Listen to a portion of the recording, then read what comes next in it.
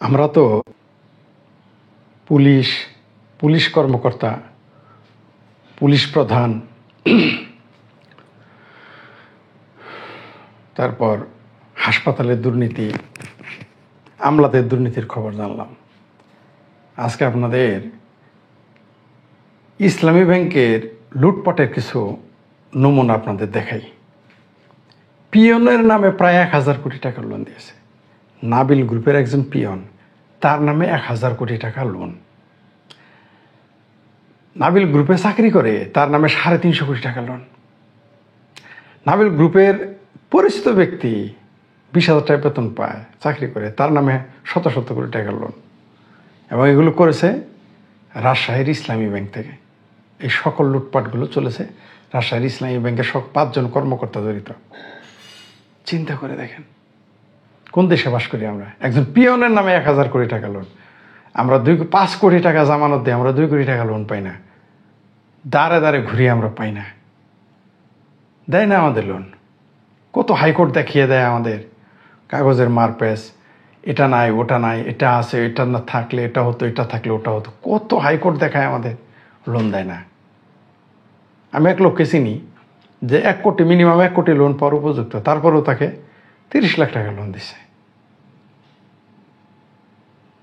কারণ সে তো প্রথমে বুঝতে পারে না যে কোথায় কী করতে হয়। আরেকজনকে চিনি, সে খুব ভালো মানুষ, ব্যাংক তার লোন দেয় না, তাকে ব্যাংক লোনই দেয় না। যাই হোক, একটু বর্ণনা দেই কীভাবে লুটপাট করছে রাজশাহীর ব্যাংক। এই নাবিল গ্রুপের পিয়ন, সে 1000 কোটি টাকা নিয়েছে। আবার এটার পরিচালক কি বলছে জানেন? বলছে তারা চিনে না, অথচ তার অফিসের ঠিকানা দেখাইছে নাবিল গ্রুপের। যাই হোক, শুরু থেকেই এই নাবিল গ্রুপ ইসলামী ব্যাংক থেকে শুরু থেকে হাজার হাজার কোটি টাকা লোপাট করেছে এই জামাত শিবির চক্র। এটা কিন্তু লোপাট করে জামাত শিবিরের যারা ব্যবসায়ী, তারা কিন্তু এটা করেছে। এটা কিন্তু আওয়ামী লীগেরা করে নাই, যে এই লোকটা আওয়ামী লীগ করে তা না। এটা কিন্তু নাবিল গ্রুপ, এটাকে জামাত শিবির চক্র এর সাথে জড়িত ছিল। বুঝতে পারছেন তো এদের খুঁটির দৌড় কোথায়? আগে তো তাদের দখলে ছিল পুরো ব্যাংক, এখন নাই। শোনেন, 17 সালে নতুন যে আবার চেঞ্জ হয়ে গেছে। এর আগে তো নিয়েছেই জামাত শিবিরের চক্র সময়। 18 সাল থেকে এই ইসলামী ব্যাংকের পরিচালনা পরিষদ চেঞ্জ হয়ে গেছে, তারপরেও লুটপাট বন্ধ হয় নাই। দেখেন, একটি দোকানের ম্যানেজারের নামেও প্রায় 400 কোটি টাকা ঋণ দেওয়া হয়েছে। অথচ নাবিলের ব্যবস্থাপকের দাবি তিনি এসব কিছু জানেন না। আচ্ছা, মানলাম নাবিলের ব্যবস্থাপক জানে না, ব্যাংক আর কীভাবে টাকা দিল তাকে? এত বড় বড় কর্মকর্তা ইসলামী ব্যাংকের, সব 5 ওয়াক্ত নামাজি, 6 ওয়াক্ত নামাজিও আছে ইসলামী ব্যাংকের।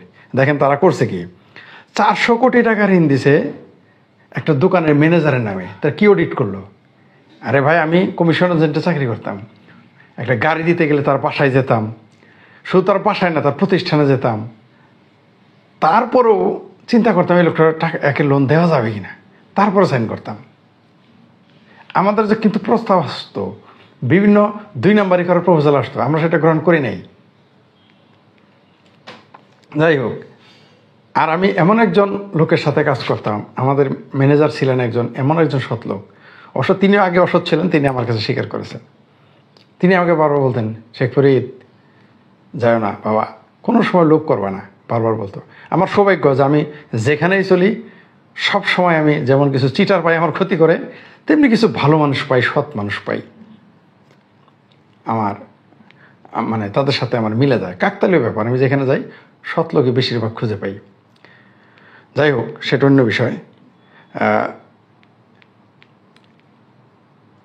ইসলামী ব্যাংকের আরেক লোককে লোন দিয়েছে, সে বেতন পায়, তার নাম সুলতান, বেতন পায় 20,000 টাকা বেতনের চাকরি করে, যার কোনো কোম্পানি নেই।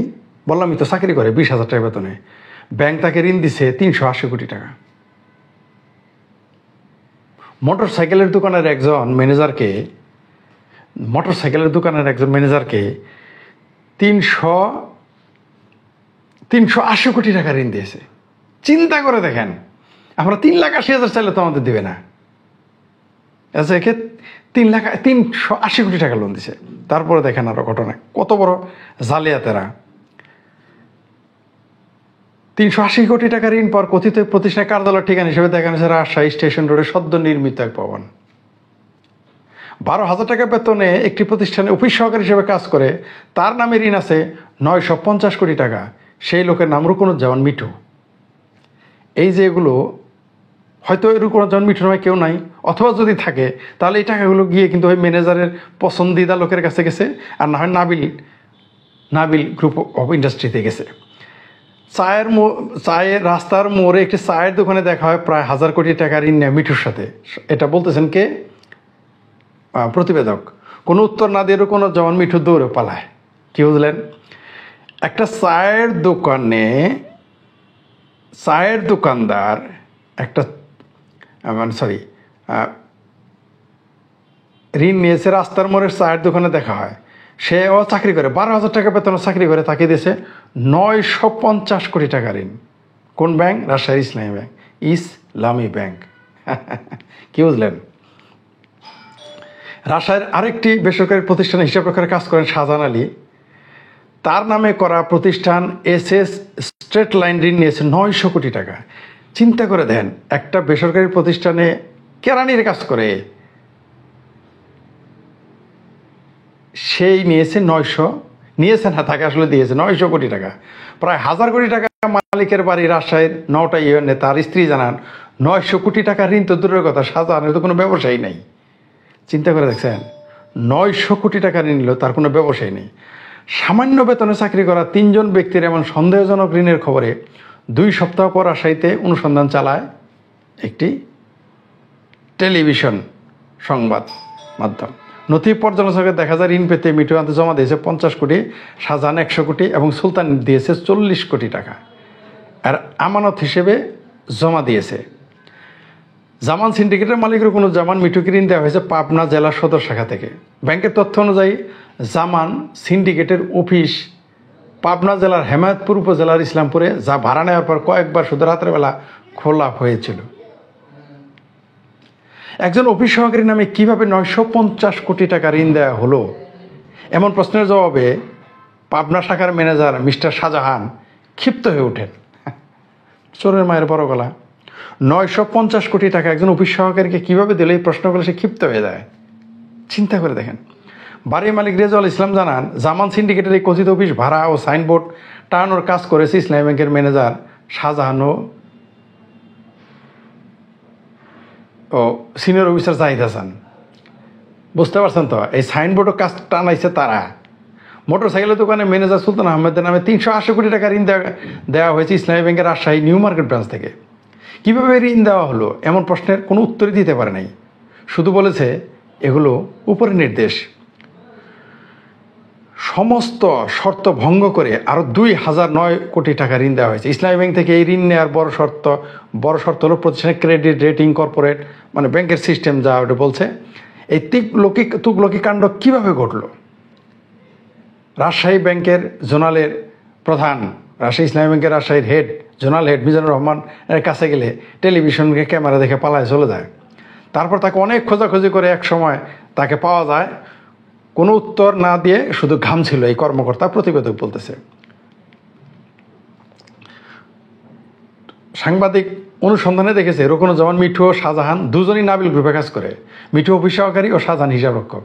এদের নামে এই কোম্পানির লোন নিয়েছে। এখন বুঝছেন তো ধনী লোকগুলো কিভাবে ধনী হয়? আমি বারবার আপনাদের বলে থাকি, কোথায় যেন পড়েছিলাম বা কার লেখায় পড়েছিলাম যে সম্পদ হচ্ছে ক্রাইম, সম্পদ অপরাধ। বুঝতে পারছেন তো? এই কথাটা মনে পড়তেছে, একটু পরে ওটা নিয়ে বলবো। সম্পদ মানেই ক্রাইম। তবে সুলতান আহমেদ সরাসরি কর্মচারী না হলে তার ঋণের টাকা এদের হাতেই। এর বাইরে আরও 50 কোটি টাকা ঋণ দেওয়া এন ট্রেডের নামে প্রতিষ্ঠানের মালিক নাবিল গ্রুপের কর্মচারী রায়হানুল ইসলাম। ঋণ প্রস্তাবে তার ঠিকানা নাবিল গ্রুপের আরও 2টি অঙ্গ প্রতিষ্ঠানের নাম ফলক দেখা যায়। আবার এই নাবিল গ্রুপ বলছে যে যারা এর নামে নিচ্ছে দায়ভার নাবিল গ্রুপের কর্ণধারদের না। 900 কোটি টাকা ঋণ নেওয়া SS স্ট্রেট লাইনের অফিস আর নাবিল গ্রুপের অফিস একই ভবনে। চিন্তা করে দেখেন। ব্যাংকিং বিশেষজ্ঞরা এগুলো জানান যে যারা এগুলো খাত নিয়ে কাজ করেন তারা বলেছেন যে এগুলো আসলে ঋণ আগে দেওয়া হয়েছে, কাগজ পরে বানানো হয়েছে, সরাসরি ব্যাংক কর্মকর্তারা এর সাথে জড়িত। বেনামি প্রতিষ্ঠানে কিভাবে লোন দেওয়া হয় এ নিয়েও আপনি যে কোনো ঊর্ধ্বতন কর্মকর্তার সাথে আলাপ করলে বুঝতে পারবেন। আর যারা যে সকল কর্মকর্তারা এই লোনগুলোর সাথে জড়িত, এই ঋণ দেওয়ার সাথে জড়িত, তারা প্রত্যেকে 3 বছরে 5 বছরে 7টা 8টা প্রমোশন পেয়েছে। পৃথিবীর কোন দেশ আছে, পৃথিবীর কোন চাকরি আছে যে 3 থেকে 5 বছর চাকরি করে 7-8টা প্রমোশন পাওয়া যায়? বুঝতে পারছেন তাদের প্রমোশন কীভাবে হয়েছে, কারা দিয়েছে, কেন দিয়েছে? এগুলো কিন্তু প্রথমে তো জামাত চক্ররা নিছে, এরা এইভাবেই। স্বাধীনতা বিরোধী চক্রটা কত শক্তিশালী হয়, কিভাবে হয়, কেন হয়, বুঝতে পারছেন তো? এইভাবেই তারা হয়, এইভাবেই তারা শক্তিশালী। কারণ অর্থশক্তি বড় শক্তি। যেমন আমার যদি এখন টাকা থাকতো, আমার ভিউ তো এত কম থাকতো না। কারণ আমার গেট আপ, আমার স্টুডিও থাকতো, আমার গেট আপ পৃথক থাকতো, আমার ক্যামেরাম্যান থাকতো, ক্যামেরা থাকতো, রিহার্সেল থাকতো, ইত্যাদি ইত্যাদি, তাই না? এইভাবেই ধনীরা ধনী হয়, আর এদের নাতিপুতিরা বলবে আমার আল্লাহ দিছে, আল্লাহ। ভারত হলে বলবে সব ভগবানের দান আর আল্লাহর দান। কোনো সম্পদ লুটারের আল্লাহর দান, ভগবানের দান না, সব লুটপাট করা। আর এর সাথে জামাত নেতারাও জড়িত ছিল। খোঁজ নিয়ে দেখবেন, এগুলো সব জামাতিদের কাজ। তারপরে যখন অন্য পরিচালনা পর্ষদ, অন্য টিম আসছে, ওই যে লুটারা মাস্তুতো ভাই, এরা একে অপরের সম্পর্ক, এরা কাজ করে গেছে। কারণ লুটারেরা জানে কাকে ম্যানেজ করতে হবে। কর্মকর্তাগুলো তো তারাই। ইসলামী ব্যাংকের পরিচালনা পর্ষদ মানলাম যে চেঞ্জ হয়েছে, কিন্তু সব তো আর চেঞ্জ হয় নাই, কর্মকর্তা তো আর চেঞ্জ হয় নাই। এরা তো এদের কাজ করেই যাবে। অথচ আমাকে 50 লাখ টাকা লোন দেবে, 1 কোটি টাকার যদি আমি সেকেন্ড পার্টি মর্টগেজ দিবে না, প্রশ্নই আসে না, আমাকে লোন দিবে না। 1 কোটি টাকা সম্পদ দেখালে 50 লাখ টাকা দিবে না। আবার এরকম যারা লুটেরা, তাদের সাথে মিলে যান, কাগজই লাগবে না। ওই যে দেখেন 20,000 টাকা বেতন পায়, 20,000, তার নামে 850 কোটি টাকা, 350 কোটি টাকা। আরেকজন 12,000 টাকা বেতন পায়, তার 830 কোটি টাকা। কি আজব দেশে বাস করি আমরা। মানে এটা কিন্তু আবার সরকার দায়ী না। এবার কিন্তু এটা সরকার না, এটা পুঁজিপতি আর ব্যাংকার, এই দুইটা আউট মিলে করছে এরা। পুঁজিপতিরা সব দেশে শুধু মানুষের শ্রম শোষণ করে না, রাষ্ট্রের অর্থ সরাসরি লুটপাট করে। তার প্রমাণ তো পাইলেন। এভাবেই ধনীরা ধনী হয়। অনেকেই বলবে যে আপনি ভুল বলছেন, এটা এইভাবে হয়েছে। জি, আমরা জানি, আমাদের শেখায় না, আমরা জানি। আমি একটি জেলার 100 জন ধনীর উপরে রিসার্চ করছি, যে কোনো একটি জেলা, তার নাম, তার দাদার নাম, তার বাবার নাম, ঠিক আছে, তার দাদার বাপের নাম, এগুলো কালেক্ট করছি। এবং তাদের রিসোর্স, তাদের সম্পত্তি কোথায়, এগুলো খোঁজ করছি।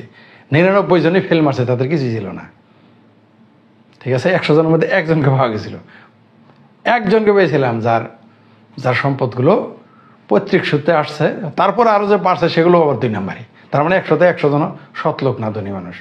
একজনকে পেয়েছি, তারা পৈতৃক সূত্রে। এখন তার যে পৈতৃক সূত্র ছিল, পৈতৃক সূত্র, ওটার খুঁজে যাবেন এই সম্পদ কোত্থেকে আসলো। তার মানে বুঝছেন তো, ওইটাও 2 নাম্বারই। 1971 সালের আগে বাংলাদেশে একজন কোটিপতি ছিল না। এখন 50,000 কোটি টাকার মালিক, 20,000 কোটি টাকার মালিক, 10,000 কোটি টাকার মালিক, 1 লাখ কোটি টাকার মালিক, 2 লাখ 3 লাখ কোটি টাকার মালিক বেরোয়। একজন আমলারই 1000 কোটি টাকা বাড়ায়, একজন আইজিপির হাজার কোটি টাকা বেরোয়। এই হচ্ছে অবস্থা। 1 কোটি টাকার গরু কুরবানি দেয় এই দেশের আমলার সন্তানেরা। এরকম লুটপাট চলে। আর ওগুলো তো বললাম আমলার কথা। দেখলেন তো ব্যাংক কি করে, ব্যাংক সবচেয়ে নির্ভরযোগ্য জায়গা, তাও আবার ইসলামী ব্যাংক, এবং 5 জন কর্মকর্তার সাথে জড়িত। এই হচ্ছে আমাদের দেশের অবস্থা। জানি না এই দেশের ভবিষ্যৎ কি। তো এগুলো আমাদের রুখতে হবে, এর বিরুদ্ধে আমাদের প্রতিবাদ জারি রাখতে হবে, বলতে হবে। বলা শুরু করেন, এক সময় না এক সময় কাজে দিবে, নিশ্চিত থাকেন। তবে 2-4 জন বললে হবে না, আমি একা বা 2-4 জন বললে হবে না। কারণ এগুলোকে আমরা এক সময় নাই হয়ে যাব। কারণ নিজের খেয়ে কতদিন মোস্তাদ, এক সময় থাকতে পারবো না, টিকতে পারবো না। কিন্তু যদি টিকতে পারে বাংলাদেশে, যদি আমি বলছি তো বাংলাদেশে 64 জেলায়, মানে আমি আশা করি যে প্রত্যেকটা উপজেলায় যদি একজন করে লোক থাকতো কথা বলার এই দুর্নীতির বিরুদ্ধে, শিল্পপতি, আমলা, চাকরিজীবী, ব্যবসায়ী, এদের দুর্নীতির বিরুদ্ধে যদি কথা বলার মতো প্রতি উপজেলায় একজন করে লোক থাকে, প্রতিদিন বলবে, অন্তত পক্ষে 64 জেলায় 64 জন যদি থাকে, বাংলাদেশ ঠিক হতে বাধ্য।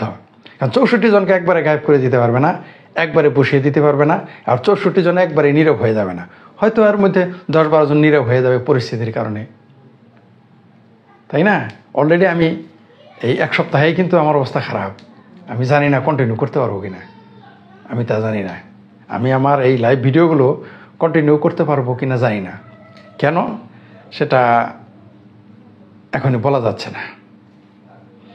তবে 64 জন যদি বাংলাদেশে তৈরি হয়, বলতে থাকে, বাংলাদেশ ঠিক হয়ে যাবে। বিরোধী দলও লাগবে না, কাউরে লাগবে না, বিরোধী দল সব টাইট হয়ে যাবে। 64 জন লোক যদি শুধু কথা বলে, তবে নিরপেক্ষভাবে বলতে হবে, কোনো দল, ব্যক্তি কারো স্বার্থে না। নিরপেক্ষ থাকলে দেখবেন যে হয়তো 64 জনের মধ্যে 10 জনের জেল হবে, আবার ছেড়ে দিতে হবে, কিন্তু দেশ সতর্ক হয়ে যাবে। যা বাংলাদেশে মিডিয়া করতে সাহস পায় নাই, মিডিয়াকে দেখে ভয় পাবে না। কারণ মিডিয়ার একটা লিমিটেশন আছে, কারণ সম্পাদকের একটা লিমিটেশন। আমরা যারা বলি তাদের কোনো লিমিটেশন নেই। আমরা যদি বলা শুরু করি, অবশ্যই দেশ পরিবর্তন হবে, আমার বিশ্বাস। এই সমস্ত ব্যাংক লুটেরা, সরকারি কর্মকর্তার ঘুষ দুর্নীতি, শিল্পপতিদের লুটপাট, এগুলো না আমাদের কথা বলতে, ভূমি সদস্যদের ভূমি দখল, এগুলো আমাদের কথা বলতে হবে। কথা বলা শুরু করেন, দেশ পরিবর্তন হতে বাধ্য। বারবার বলি, এর আগের ভিডিওতে বলেছি, হার চিজ পয়দা হতা হ্যায় হার কারবালাকে বাদ। শেখ সাদির কথা, সব কিছু তৈরি হয় আবার ধ্বংস হলে নতুন করে তৈরি হয়। আমাদের দেশ দুর্নীতিতে ডুবে ধ্বংস হয়ে গেছে, তাই দেশকে আবার নতুন করে তৈরি করতে আমাদের কথা বলতে হবে। শুধু কথা বলে যান, পরিবর্তন হতে বাধ্য। দেখতে পারবেন এর ফলাফল। আমার মতো যদি 64 জন লোক 64 জেলায় কথা বলা শুরু করে, দেখতে পারবেন দেশ কী হয়।